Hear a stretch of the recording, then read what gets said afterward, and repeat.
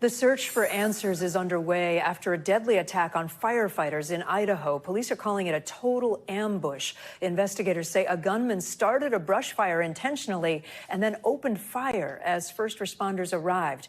2 firefighters were killed. The county sheriff says a third firefighter was hurt and is recovering. Police say the suspect was found dead on a mountain with a gun nearby. Investigators believe that he did act alone. NBC News law enforcement and intelligence correspondent Tom Winter joins us now. Tom, what more have we been able to learn about this suspect, and where does the investigation stand right now?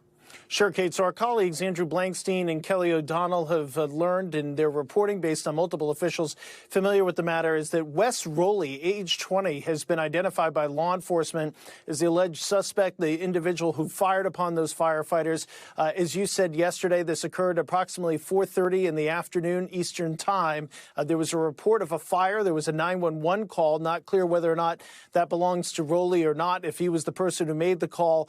Firefighters responded, just as you would expect they would, to this type of wildfire situation, and were in the process of sizing up the fire, which direction it was going when they were fired upon. It was his cell phone that gave away Rowley's whereabouts. The fact that a specific cell phone number apparently attributable to him was not moving on the side of the mountain, and that got investigators' interest because obviously a number of people were trying to come off the mountain. Law enforcement was in the process of going up to find this individual who shot at those firefighters. That led a helicopter to finding him and getting him out here, at least his body, off of the mountain, so that they could get him out of there before the fire got close to that location. Apparently, the fire is still going on this afternoon. They're still in the process of trying to get it contained and put it out. So this remains very much an ongoing investigation, also an ongoing firefight.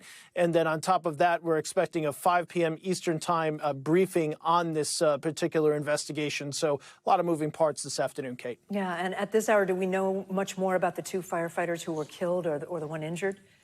Sure. So according to the latest briefing that we've received from law enforcement, the individual who is at the hospital, quite serious injuries, remains alive, is in the process of recovering. They're in the process of treating that individual. We do not have yet the identification of those 2 firefighters who were shot and deceased. Obviously, a very difficult moment for this community. We thank you for watching, and remember, stay updated on breaking news and top stories on the NBC News app or watch live on our YouTube channel.